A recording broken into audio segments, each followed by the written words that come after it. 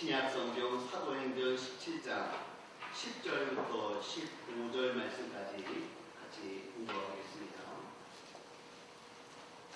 사도행전 17장 10절부터 15절 말씀입니다. 신약성경 217페이지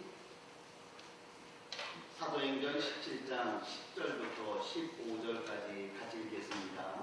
시작. 밤에 형제들이 곧 바울과 실라를 베레아로 보내니 그들이 일러 유대인의 땅에 들어가니라. 베레아에 있는 사람들은 데살로니가에 있는 사람들보다 더 어그러워서 간절한 마음으로 말씀을 받고 이것이 그러한가 하여 날마다 성경을 상고함으로 그 중에 믿는 사람이 많고 또 헬라의 귀부인과 남자가 적지 않으나 데살로니가에 있는 유대인들은 바울이 하나님의 말씀을 베레아에서도 전하는 줄을 알고 거기도 가서 우리를 움직여 소금하게 하거늘 형제들이 곧 바울을 내보내어 바다까지 가게 하되 실라와 디모데는 아직 거기 머물더라. 바울을 인도하는 사람들이 그를 데리고 아덴까지 이르러 그에게서 실라와 디모데를 자기에게로 속히 오게 하라는 명령을 받고 떠나니라. 아멘. 교회의 가장 귀한 기초는 무엇일까? 지난 주일에 저희는 묵상하기를 겐그레아 교회를 바라보면서 겐그레아 교회의 베베 집사님, 또 브리스길라와 아굴라 부부, 신실하고 충성된 일꾼들로 인하여 하나님의 교회가 건강하게 온전히 서게 된 것을 볼 때에 교회는 일꾼이 기초구나라는 생각들을 하게 되었습니다. 그런데 어쩌면 이런 교회의 일꾼보다도 더더욱 중요한 교회의 기초가 있습니다. 그것은 하나님의 말씀, 예수 그리스도라고 하는 진리 자체가 일꾼보다도 더 앞선다는 것입니다. 마태복음 16장에 보면 베드로가 이렇게 고백했습니다. 주는 그리스도시요 살아계신 하나님의 아들이십니다. 하나님의 말씀에 근거하여 예수님 자신은 우리의 주님이 되십니다라고 고백했습니다. 그러자 예수님께서는 베드로를 보시며 이렇게 말씀하시네요. 내가 내게 이르노니 너는 베드로라. 내가 이 반석 위에 내 교회를 세우리니 음부의 권세가 이기지 못하리라 그랬습니다. 베드로라고 하는 인물, 그 사람 위에다 교회를 세운다기보다는 베드로가 고백한 주는 그리스도시요 살아계신 하나님의 아들이십니다라고 고백한 하나님의 말씀과 신앙 고백 위에 교회를 세워줄 것이고, 그렇게 세워진 교회는 음부의 권세나 악한 자의 세력이 결코 손대지 못할 것이다 말씀하셨습니다. 교회의 가장 중요한 기초는 하나님의 말씀과 일꾼입니다. 예수님께서 이 땅에 공생애를 사시는 동안 예수님께서는 여러 가지 일들을 행하셨습니다. 눈먼 자의 눈을 뜨게 하시고, 앉은 뱅이가 일어나 걷게 하시고, 포로된 자가 자유를 얻게 하시며, 배고픈 사람들에게는 먹을 것을 우리 주님이 주었습니다. 오병이어의 기적을 본 사람들은 그날도 예수님 앞에 와서 이런 기대를 했습니다. 오늘은 무슨 떡을 주시려나? 지난번에는 보리떡 주셨는데 오늘은 찹쌀떡을 주실 것인가? 오늘은 다른 것을 주실 것인가? 그들의 머릿속에는 먹는 것에 관심이 있었습니다. 그런데 예수님께서는 떡을 바라보며 찾아온 그들에게 이렇게 말씀하시네요. 나는 하늘로부터 내려온 생명의 떡이니 내가 주는 진리의 말씀인 생명의 떡을 먹지 아니하고는 영생을 얻을 수 없고 천국에 들어갈 수 없다 그러셨습니다. 예수님이 무슨 무슨 떡을 주실 것인가 기대했던 사람들에게 예수님은 떡은 주지 아니하시고 자신이 생명의 떡이라고 말씀하시며 영생과 천국에 대하여 말씀하셨습니다. 그러다 사람들은 이렇게 말합니다. 오늘 주시는 이 말씀은 어렵도다. 오늘 우리에게 하시는 이 말씀은 우리가 이해할 수 없도다. 그러면서 그들이 각자의 집으로 돌아가게 되었습니다. 예수님께서는 돌아가는 그 무리를 바라보시면서 주님의 제자들에게 이렇게 물었습니다. 얘들아, 너희도 가려느냐? 그랬더니 베드로가 대뜸 요한복음 6장 68절에서 이렇게 말합니다. 주여, 영생의 말씀이 주께 있사오니 우리가 누구에게로 가오리이까? 우리가 주는 하나님의 거룩하신 자인 줄을 믿고 알았사옵나이다. 그렇게 말했습니다. 주님의 겉모습, 주님이 주시는 떡, 주님이 보여주시는 기적, 이런 것만을 바라보고 주님을 따른 사람들은 쭈뼛이요 가라지에 불과합니다. 그런 사람들은 주님 나라에 참된 일꾼이 되어질 수 없다는 것이지요. 그러나 예수님의 제자들, 주는 그리스도시요 살아계신 하나님의 아들이십니다. 주님에게 영생의 떡이 있습니다. 주님에게 생명이 있습니다. 주님이 길이요 진리요 생명이 되시니 저희는 주님 때문에 천국 갈 수 있고 영생 얻을 수 있습니다라고 하나님의 말씀에 근거한 신앙을 가진 주님의 제자들, 바로 그들을 통하여 하나님의 나라는 든든히 세워졌고 건강한 주님의 역사가 이루어졌습니다.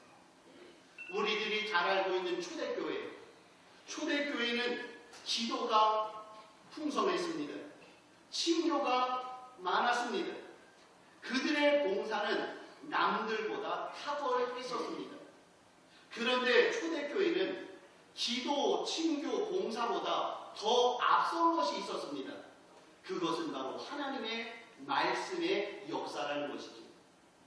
사도들이 주의 말씀을 증거하고 모든 성도들이 하나님의 말씀을 아멘, 아멘으로 받으며 사람의 말로 듣지 아니하고 하나님의 말씀으로 듣고 실천하게 될 때에 예루살렘 교회는 점점 흥황하여 3,000명, 5,000명 수를 헤아릴 수 없을 만큼 왕성한 교회로 세워지게 되었다는 것입니다. 저희 성황교회가 40년을 지나면서 41년, 42년을 바라보며 우리들이 전진을 하고 있습니다. 우리 교회가 지난 40여 년 동안을 이렇게 설 수 있었던 것은 다른 이유가 아니라 오늘 저희가 묵상할 하나님의 말씀에 기초한 성안교회가 되어졌기에 오늘 지금 이 자리까지 온 줄 믿습니다. 이제 오늘 저희들이 다시 한번 묵상하려고 합니다.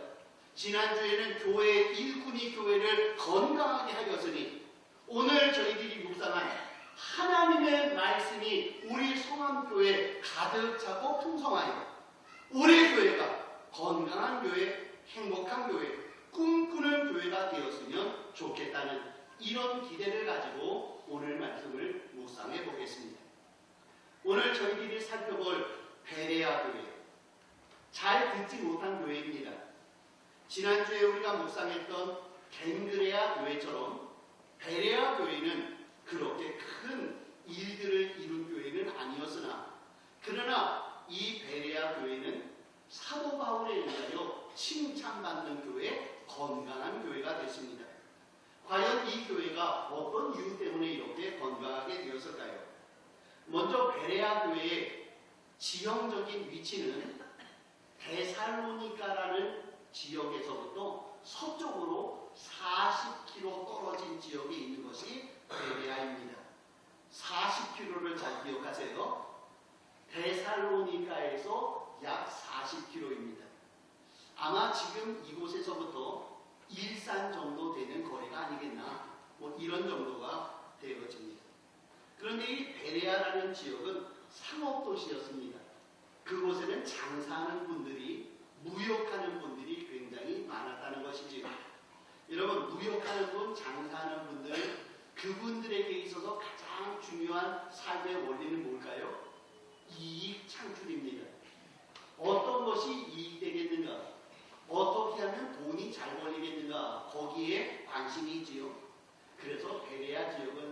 도시였다 보니까 그 지역에서는 오로지 돈, 물질, 유익, 이것이 그들 마음속에 최대의 관심이었습니다. 요한일서 2장 16절에 말하는 육신의 정욕, 안목의 정욕, 이생의 자랑, 이런 것들이 어쩌면 베레아 지역의 일반적인 분위기였었다라는 것이지. 그런데 이 베레아 지역은 이런 물질에만 마음이 쏠려 있을 뿐만 아니라 이 지역은 영적으로 굉장한 어려움들을 겪고 있는 지역이었다라는 것입니다. 왜냐하면 이 지역은 데살로니가 사람들에 의하여 핍박을 받고 있었던 지역이기 때문에 그래요. 오늘 보면 13절에 보니까 이렇게 말씀을 하세요. 데살로니가에 있는 유대인들은 바울이 하나님의 말씀을 베레아에서도 전하는 줄을 알고 거기도 갔다, 이렇게 말씀하고 있습니다. 오늘 본문 바로 앞쪽의 내용을 보시면 어떤 내용이 있냐면 바울이 데살로니가라는 지역에 가서 복음을 증거했습니다. 바울이 데살로니가에 가서 3주 동안을 복음을 전했는데 그는 3주 동안 하나님의 말씀을 풀어 데살로니가 사람들에게 하나님의 말씀을 가르쳤습니다. 예수 그리스도는 우리의 생명의 주가 되십니다. 예수님은 십자가에 달려 죽으셨습니다. 예수님으로 인하여 우리는 천국을 갈 수 있고 영생을 누리게 되었습니다. 예수님은 길이요 진리요 생명이 되셨기 때문에 우리는 그분으로 말미암아 천국에 가고 영생을 얻을 수 있습니다. 하나님의 복음을 풀어 자세하게 데살로니가 사람들에게 알려주었습니다. 그랬더니 데살로니가 사람들이 그 말씀을 들으면서 마음속에 은혜가 되어졌습니다.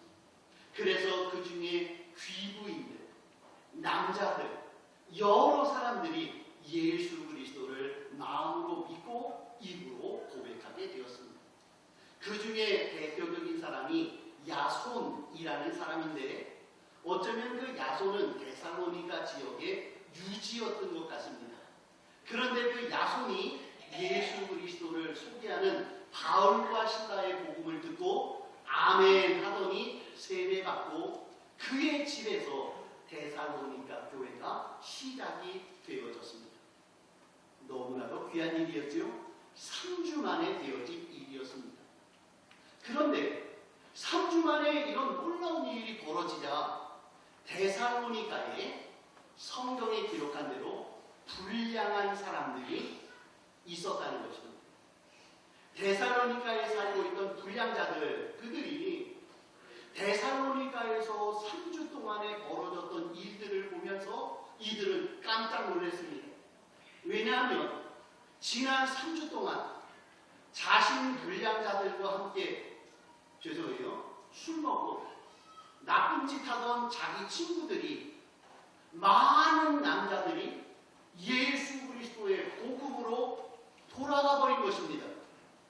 지금까지 친구가 되어졌고 지금까지 세상의 일들을 즐기던 그 친구들이 갑자기 돌변하여서 예수 그리스도는 우리의 주가 되시며 생명의 주가 되십니다 그러면서 갑자기 그들이 착한 사람으로 바뀌어지게 됐다는 것이지. 그래서 그 불량자들의 마음속에 도대체 이런 일이 어찌하여 일어났는가 조사하고 살펴보았더니 바울과 실라, 예수 그리스도, 야손이라고 하는 핵심 인물이 자기의 친구들을 바꾸어 놓았다는 것입니다. 예수의 복음이 그들 속에 들어가니 그들의 삶이 바뀌었고 그들의 삶이 유익되어진 삶으로 바뀌게 됐고 불량자들과는 전혀 차원이 다른 삶을 살게 되었습니다. 그러자 이 불량자들이 화가 났습니다. 어떻게 하면 저 잘못되어진, 자기 생각에 잘못되어진 저들을 돌이킬까 생각하다가 그들은 야손의 집을 습격하였습니다. 그리고 야손의 집 데살로니가 예배당을 때려 부시고 그곳에서 되어지는 모든 일들을 다 뒤집어 엎어버리면서 너희들 다음부터 예수 믿으면 다 죽어! 이러면서 공갈 협박을 하며 어쩌면 야손의 집에 모인 사람들을 그들을 위협하는 자리까지 들어가게 되었습니다. 이제 데살로니가의 교인들 가만히 생각을 해보니 이제 바울과 실라가 조금 더 주의 복음을 증거하면 어쩌면 바울과 실라의 목숨이 빼앗길지도 모르겠다는 위협감을 느낀 것 같아요. 그래서 이들이 생각했습니다. 바울과 실라를 어떻게 구해줄까 생각해보니까 바로 데살로니가에서 가까운 도시 몇 킬로요? 40km 떨어진 베레아라는 지역이 보여졌습니다. 바울과 실라에게 얘기했습니다. 선생님들, 이제 데살로니가는 저에게 맡기시고 이제 베레아라는 지역에 가셔서 그 지역에 믿지 않는 자들에게 복음 증거하시면 좋을 것 같아요. 그래서 바울과 실라를 베레아 지역에 보내주었다라고. 그래서 바울과 실라가 베레아 지역에 오게 된 이유는 데살로니가의 핍박 때문에 오게 된 것입니다. 그들은 베레아 지역에 와서 복음을 열심히 증거했습니다. 지금까지 증거했던 것처럼 예수 그리스도는 우리의 생명의 주가 되시며 예수님을 통하여 천국 가고 영생 얻을 수 있다라고 소리치며 외치는 놀라운 복음의 역사를 나타내 주었습니다. 그러한 복음의 역사가 일어나자 이제 40km 떨어진 곳에 살고 있는 데살로니가의 불량자들, 그들 마음속에 괜히 심술궂은 마음이 들게 됐다는 거죠. 저것들을 여기서 쫓아냈더니 저쪽에 가서 또 복음을 증거해? 아니 저쪽에 가서 또 딴 일들을 하고 있어? 우리가 그렇게 가만히 놔둘 수는 없지. 그러면서 데살로니가에 있던 불량자들이 떼를 지어가지고 베레아 지역으로 와서 복음을 증거하고 있는 바울과 실라를 방해하고 회방하는 일들이 베레아 지역에서 일어나게 되었다. 그런데 그 이들이 와서 난동을 부리고 놀라운 일들을 막 벌이자 그곳에서 벌어진 일이 뭐냐 봤더니 성경에 말하기를 베레아 사람들이 소동하였다 그럽니다. 베레아 사람들의 마음들이 움직이고 소동하게 됐답니다. 그래서 여기서 소동하게 되었다라는 그 단어의 뜻이 어떤 것인가 봤더니요, 타라소라는 단어가 헬라어가 쓰여졌어요. 근데 이 타라소라는 이 단어가 뭔가 봤더니요, 마음을 휘집어 놓다, 그들을 불안하게 만들다, 그들을 자극하여 평정심을 잃게 하다, 그런 뜻이 타라소라는 뜻이에요. 어떤 것입니까? 데살로니가에 살고 있던 불량자들이 바울이 미웠는데, 그들을 쫓아냈는데, 그들이 이곳 베레아 지역에서 또 복음 증거하고 또 주의 역사를 나타내니까 그곳까지 쫓아와서 그곳까지 원정 와가지고 사람들에게 말합니다. 예수는 가짜예요. 바울이 증거하는 것은 거짓말이에요. 이들이 증거하는 것을 들으면요, 어쩌면 베레아 지역이 혼란에 빠질지도 모릅니다. 똑바로 아세요. 이러한 유언비어를 퍼뜨리기 시작했다는 거죠. 그랬더니 베레아 사람들, 순진한 사람들이 그 불량자들이 와서 뭐 웅성웅성대고 북적북적대니까 그 소리를 듣는 순간 그들의 마음이 어떻게 되대요? 소란하게 됐답니다. 그들의 마음이 요동치게 됐고요, 그들의 마음이 평정을 잃게 되고 불안한 마음을 가지게 되었다, 이렇게 표현하고 있다는 거예요. 조금 전에 말씀드렸어요. 베레아 지역은 돈 때문에, 물질 때문에 원래 그리스도의 복음에 상관을 하지 않던 사람들입니다. 그런데 거기에다가 불난대에 기름 붓듯이 그들의 마음속에 불량자들이 요동치게 만들고 불안하게 만들고 예수의 복음이 가짜라고 이야기하니까 결국 그들이 복음에 대하여 관심을 가지기보다는 복음을 배척하고 예수 그리스도에 대하여 관심을 떠나버릴 수밖에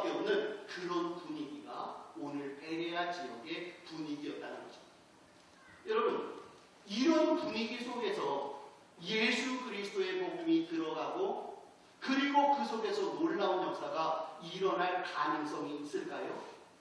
거의 희박하다는 것이죠. 그런데 놀라운 일이 벌어졌습니다. 바로 이 베레아 지역에 복음의 역사가 일어난 거예요. 베레아 지역에 말씀의 역사가 일어난 거예요. 베레아 지역에 하나님의 놀라운 기적의 역사가 일어나 소아시아 지방을 뒤바꾸어 놓는 이러한 일들이 벌어지게 됐답니다. 과연 그 일이 어떻게 일어나게 된 것일까요?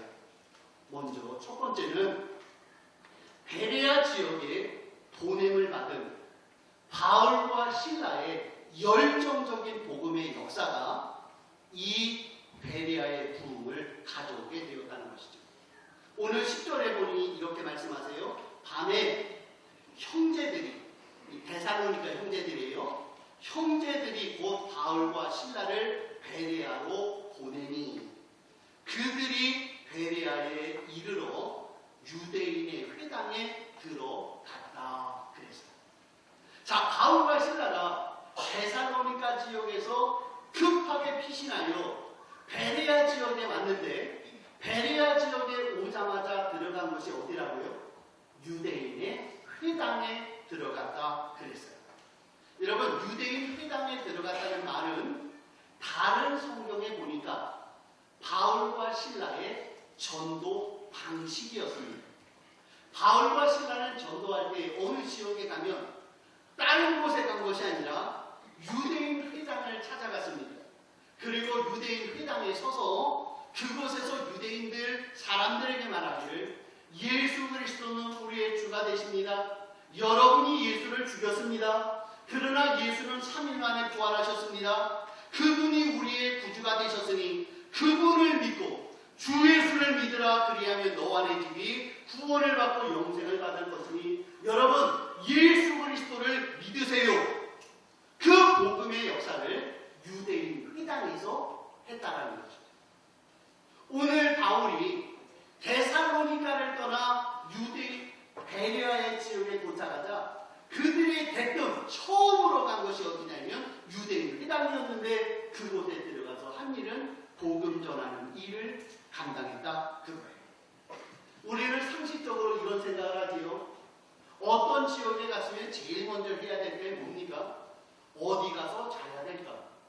어디 가서 먹어야 될까? 무엇을 보아야 될까? 이런 것에 관심이 있지 않겠습니까? 바울과 실라가 베레아 지역에 왔을 때 첫 번째 해야 될 일은 그는 어디 가서 자야 될까? 어디서 먹어야 될까? 무엇을 보아야 될까? 그런 쪽에 관심이 있어야겠다는 것입니다. 그런데 바울과 실라의 베레아에서의 열심은 뭐예요? 그들은 첫 번째. 먹는 것, 자는 것, 입는 것, 즐기는 것은 두 번째예요. 그들에게 유일한 첫 번째 일은 하나님의 복음을 증거하고 생명의 복음을 증거하면서 베레아 지역에 죽어가는 사람들이 생명의 복음 말씀을 통하여 온전히 살아나는 것, 회복되어지는 것, 그것이 바로 바울과 실라의 첫 번째 관심이었다는 것입니다. 그래서 그는 베레아 지역에서 외칩니다.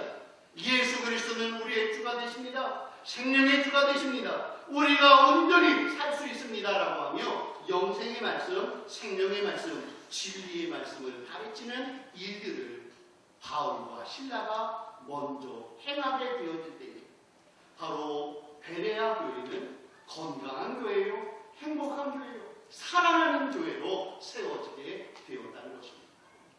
우리 성암교회 사랑과 진리와 섬김의 공동체입니다. 우리 성암교회가 지금까지 40여 년을 지금까지 이렇게 서 있었던 가장 중요한 것은 진리의 공동체가 되어졌기 때문이라는 것입니다.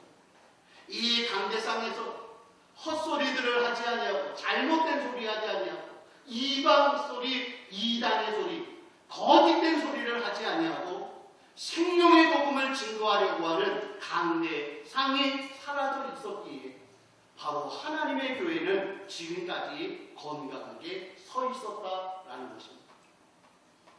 또한 베레아 교회가 온전히 섰던 것은 바울과 실라의 열정적인 복음 전파와 함께 두 번째 중요한 사실은 베레아 성도들이 하나님의 말씀을 사랑하고 말씀 가운데 온전히 섰기 때문에 베레아 교회가 든든히 섰다는 것입니다. 오늘 본문 11절이 핵심 구절입니다. 11절, 베레아에 있는 사람들은 데살로니가에 있는 사람들보다 더 너그러워서 간절한 마음으로 말씀을 받고 이것이 그러한가 하여 날마다 성경을 상고했다. 그렇게 말씀해요. 여러분, 조금 아까 말씀드렸죠? 지금 이 베레아 교회, 베레아 지역은 예수 그리스도의 복음을 받아들이기에 굉장히 어려운 조건을 갖고 있었어요. 소문이 안 좋게 났어요. 악한 일들이 벌어졌습니다. 그들의 관심이 복음에는 없었던 사람들이었거든요. 그런데 베레아 교회가 살아난 것은 그 베레아 교회 성도들이 첫째, 그들의 마음이 더 너그러웠기 때문에 놀라운 일이 일어났답니다. 여기서 우리들이 주의 깊게 보아야 된다는 너그럽다는 단어예요. 얼핏 잘못 생각하면 데살로니가 사람들보다 베레아 사람들은 마음들이 더 이렇게 좀 여유롭고 그들의 마음들이 좀 부드러웠나 보다, 너그러웠나 보다, 좀 겸손하고 사랑스러웠나 보다, 그런 생각을 할 수 있거든요. 그런데 여기서 너그럽다는 이 단어는 유게네스라는 단어인데, 이 단어의 뜻이 뭐냐면 신사적이다, 귀족적이다, 품위가 있다. 다시 말해 조심스럽다, 어떤 일들에 대하여 신중하다, 진중하다, 그런 뜻입니다. 여러분, 귀족들, 영국의 왕실 사람들 뛰어다니는 거 보셨어요? 스코틀랜드의 여왕 막 뛰어다니는 거 보셨어요? 아니요.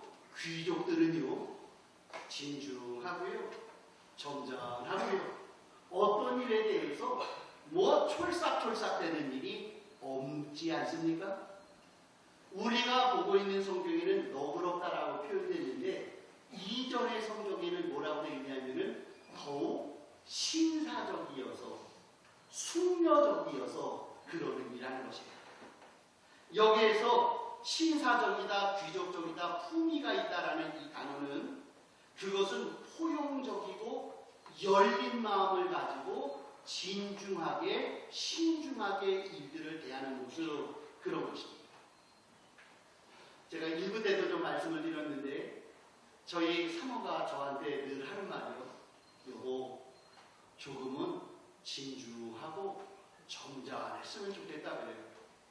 저는 저희 집에 누가 어떤 분이 전화 오시면서 목사님 그러세요? 네 그러시군요. 네 알겠습니다. 좀 제가 약간 이렇게 업돼가지고서 막 말씀을 막 빨리빨리 하거든요. 그랬더니 저희 사모가 하는 말이 조금 점잖하게 목사님답게 신사적으로 좀 해보라는 거예요. 그러니까 앞으로는 저희 집에 전화하면 제가 그러셨어요. 그러시고 이제 그럴 거예요. 제가 바뀌었다고 그러지 마세요. 어떤 분은 하나님께서 말씀하십니다. 너는 이 일을 하라고. 아니 주님 그거 안 돼요. 그럴 수 없어요. 그러면 이거 큰일 나요. 이건 뭐 안 되겠습니다. 이런 모습은 뭐예요? 더 신사적인 모습이 아니다. 저는 이 유게네스, 더 신사적이고 더 신중하고 진중하다는 이 단어를 어디서 발견했나 그랬더니 마리아의 모습에서 발견이 되더라고요. 천사가 나타나서 마리아에게 이렇게 말씀하시네요. 마리아여, 네가 임신하였느니라. 너에게서 다스리는 자가 나오게 될 것이니 그의 이름을 그리스도라 하라 그러셨어요. 너그럽지 못한 마리아였으면 그는 이렇게 말했을지 모릅니다. 주님 그런 소리 하지는 마세요. 천사요, 그런 소리 하면은요 저 큰일 납니다. 그런 소리 하지 마세요.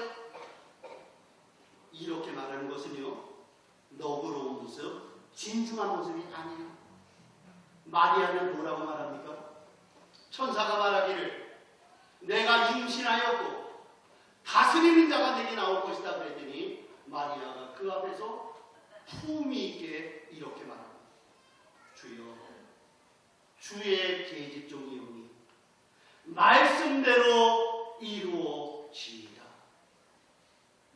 하나님이 천사를 통하여 주신 이 생명의 말씀이 저에게 주어졌으니 제가 그 말씀에 신중하게 받고 조심하여 받고 이 말씀에 대하여 제가 조심스럽게 받습니다. 이런 자세를 가지게 되었다는 거죠. 경망스러움이 없습니다. 상스러운 모습이 아닙니다. 가벼운 모습이 아니라 하나님께서 주신 그 말씀에 너그럽게 신사적으로 그 말씀에 대하여 조심하여 그 말씀을 조심스럽게 받는 그런 자세. 그것이 바로 하나님의 교회를 건강하게 만드는 하나님의 백성의 모습이라는 것입니다. 저는 저희 성암교회가 너그러운 교회 되기를 축복합니다. 하나님의 말씀에 대하여 하나님이 어려운 말씀 주셨다고 금방 까버리고 하나님이 힘든 말씀 주시다고 해서 그 말씀에 대해서 부정하고 하나님이 무슨 말씀 주시니까 그 말씀을 제대로 듣지 아니하고 가볍게 움직이는 그런 종들이 아니라 신사적이고 숙려적이고 귀족적인 마음을 가지고 하나님이 무슨 말씀을 주시던지 그 말씀에 신중하게 들으면서 그 말씀에 아멘 하면서 그 말씀을 더 너그럽게 들을 수 있는 그러한 교회가 되어야 건강한 교회가 될 수 있다는 것입니다. 또한 베레아 교회의 두 번째 특징이 있어요. 그건 뭐냐면 간절한 마음으로 말씀을 받았다 그랬습니다. 여기서 간절하다라는 이 자세는 정성스럽게 사모하는 마음으로 수용함, 그것입니다. 하나님의 말씀이 전해지자 베레아 교회는 진중하게 신중하게 들을 뿐만 아니라 그는 정성스럽게 그 말씀을 높여드리면서 그 말씀의 권위를 세워드리면서 그 말씀 앞에 겸손히 꿇어엎드려 순종하는 그러한 자세를 가지고 있었는데 바로 그것을 간절한 마음으로라고 표현하고 있다. 저희 성암교회는 그런 교회가 되기를 원합니다. 간절한 마음으로 말씀을 받아야 되는 것입니다. 그래서 간절한 마음으로 말씀을 받는 것이 어떤 태도인가 봤더니 성경에 찾아보니까 홍해바다 앞에서 보여진 태도. 이스라엘 백성들이 홍해바다 앞에 왔습니다. 자신들이 그냥 온 게 아니에요. 하나님께서 불기둥과 구름기둥으로 그들을 돌쳐서 그곳까지 왔습니다. 그들은 홍해바다를 앞에 보고 뒤에 있는 애굽의 군대를 보면서 불안했습니다. 그들은 서로 웅성웅성거리기 시작했습니다. 어찌 해야죠? 어떻게 해야죠? 이 큰일 났는데 이거 어떻게 해야 됩니까? 이거 큰일 났네요. 어찌 해야 됩니까? 어찌 해야 됩니까? 그러면서 그들은 웅성웅성했습니다. 그런데 그때 하나님이 그들에게 이렇게 말씀하시네요. 너희는 가만히 있어. 내가 너희를 위하여 행하는 일을 보라 그러셨어요. 너희는 가만히 있어. 내가 너희를 위하여 행하는 일을 보라 그러시더니 모세에게 말씀합니다. 모세야, 너는 지팡이를 들어 홍해를 가리키라. 모세가 그 말씀을 듣는 순간 신중하게 듣지 아니하고 간절한 마음으로 듣지 않았다면 이렇게 말했을 겁니다. 하나님, 정신 차리세요. 지금 홍해바다 앞에 있는데 지금 홍해바다 앞에다가 지팡이를 가리킨다고 해서 무슨 일이 일어나겠습니까? 하나님, 정신 좀 똑바로 차리세요. 이렇게 말하는 것은 간절한 마음으로 말씀을 받은 게 아니에요. 모세는 너희는 가만히 있어. 내가 너희를 위하여 행하는 일을 보라. 모세야, 너는 지팡이를 들어 홍해를 가리키라라는 그 말씀을 그는 간절한 마음으로 받았다는 겁니다. 그 말씀이 권위가 있음을 인정하면서 예, 알겠습니다 주님, 제가 그렇게 하지요라고 하며 자신이 들고 있는 지팡이를 가리켜 홍해를 가리키게 될 때에 놀라운 기적이 일어나게 된다. 바로 하나님의 말씀을 신중하게 정성스럽게 받는 그 자세, 바로 그것이 말씀을 간절한 마음으로 받는 것입니다. 하나님이 이스라엘 백성에게 여리고성을 7바퀴를 돌라고 하셨습니다. 그랬더니 이스라엘 백성들이 이렇게 말할 수 있죠. 아니, 우리가 뺑뺑뺑뺑 돈다고 해서 이것이 무슨 일이 벌어지겠습니까? 아이고, 저희는 그거 안 하네요. 저희는 그것을 할 필요가 없어요. 그랬다면 그것은 간절한 마음으로 말씀을 들은 게 아니라는 거죠. 내 이성으로는 이해가 안 되나. 그러나 그 말씀을 정성스럽게 갖고 그 말씀에 대하여 말씀을 높여드리며 말씀대로 7바퀴를 돌게 될 때에 여리고성이 무너지는 기적이 일어나게 된 줄 믿습니다. 요단강이 갈라졌습니다. 이 갈릴리 바다를 걸어오게 되었습니다. 그것이 무엇 때문입니까? 간절한 마음으로 말씀을 듣는 게, 간절한 마음으로 그 말씀을 듣고 그 말씀을 높이는 이런 자세를 가지게 될 때에 바로 놀라운 은혜가 일어나게 된 것입니다. 또한 성경은 말합니다. 베레아 사람들은 하나님의 말씀을 존중히 여길 뿐만 아니라 그 말씀을 상고했다 그럽니다. 여기서 상고했다는 이 단어는 세밀하게 조사하고 면밀하게 살피다 그런 뜻이거든요. 하나님의 말씀이 과연 어떻게 나의 삶 가운데 이루어지는지 그 말씀을 내 삶 속에 잘 박힌 것처럼 받아두고 그 말씀이 이루시는 대로 살펴보고 조사해보고 알아보고 실천해보고 순종해보면서 그 말씀을 자기의 삶에 성취해 나감을 보게 될 때에 이 베레아 교회는 건강한 교회, 행복한 교회, 꿈 있는 교회, 멋진 교회가 되어진 줄 믿습니다. 오늘 우리 성암교회, 하나님께서 우리 성암교회를 사랑하시고 지금까지 인도해 주시고 은총 베풀어 주신 것은 바로 우리 성암교회 가운데에 하나님의 말씀의 역사가 있었기 때문인 줄 믿습니다. 강대상에서 외치는 주의 복음이 하나님의 말씀을 전했고, 또한 우리 성도들 각자가 하나님의 말씀을 들을 때에 너그럽게 듣고 간절한 마음으로 듣고 하나님의 말씀을 상고하면서 그 말씀 가운데 온전히 서게 될 때에 이 말씀이 우리 교회 가운데 잘 받쳐지고 이 말씀의 역사가 우리를 통하여 아름답게 이루어진 줄 믿습니다. 이제 금년을 마무리하고 내년을 계획하는 이 시점에서 우리들이 다시 한번 말씀으로 돌아가야 합니다. 교역단은 강대상에서 말씀을 외칠 때에 주의 생명의 말씀만을 외치고 우리 성도들은 생명의 말씀을 들으며 그 말씀을 간절한 마음으로 받고 아멘, 아멘함으로 실천하여 행하여 나갈 때에 우리 교회는 말씀 위에 든든히 선 교회요, 말씀 때문에 흥왕하고 말씀 때문에 번창케 되어지는 이러한 교회 되어질 줄 믿습니다. 오늘도 우리 성도들 하나님의 말씀하면서 그 말씀을 우리 마음속에 깊이 새기며 살 수 있는 귀한 놈들, 복된 성함 성도들 될 수 있기를 축복합니다.